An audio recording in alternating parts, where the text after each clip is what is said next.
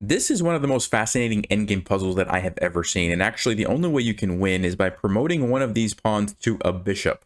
That's right, not a queen or a rook, but a bishop. All right, now before we get into today's position, this was the one that I previously covered on the channel. If you haven't seen this video, brilliant endgame study, go check it out. But we saw how there's a lot going on in this position, even though there's only a couple pieces on the board. And this one that we're going to look at today is actually a version of this. And one of the lines from this position actually transposes to the exact same position that we see in this one. So they're very similar, but obviously there's some extra things going on here because of this random knight over here on a2, and that it leads to some very interesting other things. So let's go ahead and take a look at what's going on here. And actually, I'll let you guys think through this if you want. What do you think white should play as the first move to get this study going? And there's only one move that really makes sense for white in this position. Well, if you had a chance to look at that, the only move that white can play that leads to a win is knight to c1. And the point is that we want to go for this fork, right? But not only do we want to go for the fork, we want to have the option to play that in the future to prevent black's rook from going to c5. Now, it's already on c5, but for example, if they take over here, well, now we're going to play c7. And if the rook tries to go back and stop the pawn, that's when this fork becomes useful to us and we simply win the rook, right? So that's kind of the idea why we want to start out with knight to c1. Now, there's a couple of different ways that black can approach this. One of them is after they capture, we play c7. They can, instead of going there, they can play check first. And the point now is that they're trying to make us move our king, because if we go here, well, now they can play there with check and, of course, win the pawn. And if we go over here, well, now they can play check and then come back this way and block, stop the pawn with their rook that way. So it kind of looks like it's a nice move for black. But we actually have this amazing knight to d3, and we're taking away that square from the rook. Of course, this is still covered by our pawn, so we're threatening to get the queen, so they have to take our knight with check. And now we play king to c2. So what we did by sacrificing our knight was lure the rook closer, so that now when we attack it with our king, we're also preventing the rook going here, right? And of course, it can't go back here. We just take it. And so this is where it transposes into the other study, this other one that I showed you guys last time.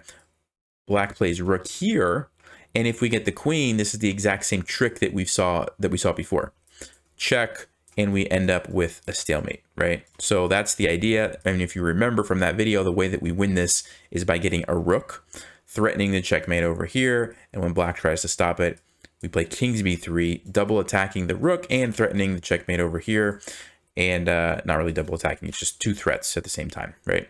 So, all right, that's kind of how that position transposed to the other one. All right, so let's go back all the way here. And so we just looked at if they take, we play c7, throw in the check, and we can win by playing knight to d3. The other main option that black has is by ignoring the pawn temporarily and playing rook d5 check immediately. And this is where it really starts to get interesting, because now knight to d3 doesn't work the same way that it did before, because in the other position we had our pawn advanced further. Now they take it with check, and when we go here, black simply plays rook to d5. And if we try to push either pawn, the rook is coming over here with a fork, and we just don't have anything, right? Same thing's happening here. So because of that, going back here, if knight d3 is not an option, it means we actually do have to slide our king to one of these sides. Now, which one do you think we should do? Well, if you had a chance to look at that, the best move is king to c2. This is the only way to win. And it has to do with the fact that if we come over here, black's going to simply take the pawn. And when we push, now because our king is on the e file, black can simply play check here and then come back and get our pawn, right? And so we don't want our king there because we don't want to allow this, okay? So that's why, going back here, we have to go to c2. Okay, we have to stay off the e file because of that. Now, let's look at what happens if black, first of all, takes the pawn. What do we play here? Well, if you said knight to b3, you are correct. It's check, but more importantly, it's taking away the square from the rook, which gives us time to play c7 and get the queen. So for example, the king moves here. Now we play c7, and we've got both of these squares covered, and black doesn't really have anything that they can do at this point. So that's what's going on there. But black's not out of tricks yet. They have rook to c5 check. And again, we have to make a decision, where do we want to go with our king? Now, we don't really want to go here. That's pretty obvious because they take with check. Still have time to go back, get in front of the pawn, which means we have these options. Which one should we choose? Well, the best move is actually king to d3, and it's weird because you're leaving the knight undefended. The point behind that is that now you're just going to run your king up, and the king along with the 2 pawns is going to be too strong for the rook, and black's king is too far to do anything. So you would just simply go here, and it doesn't really matter what black's going to do. Eventually your king's going to come up and you're going to push these pawns. So they can't really take the knight. But let's just, for a second, I want to just show you why king d2 isn't good, because it kind of looks like this might be a good move, right? Here's what black's going to do. They're going to take here. We're going to play c7, and it looks like we've got everything under control, right? We've got that square covered. We're not worried about this because we have the fork to win the rook. We're threatening to get a queen, right? And now black plays the amazing move, rook to b2 check. And if you want to pause for a second and think, what in the world could the point behind this move be? And once you think you've figured that out, I'll go ahead and show you. All right, well, the point behind this move is that after we move our king, black is going to play rook to c2. And they're obviously attacking the pawn and threatening to take it if we get a queen. And if we take the rook, we just stalemated black's king with our king and our knight, right? Amazing stuff. I mean, it's really brilliant defensive tactic from black. So that's the idea. And we have to take it because otherwise they're just going to take our pawn, but we don't want to take it because it's stalemate and we can't do anything about that. So this is the idea of why we don't want our king to be on d2, right? So going back to right here, now you see why we don't want to play d2. We want to go to d3 because now after this, if we push the pawn, there's no check or trick like that because our knight would just simply take it, right? Because our king's not here. I mean, black can play there, but it's too late. We just get the queen now.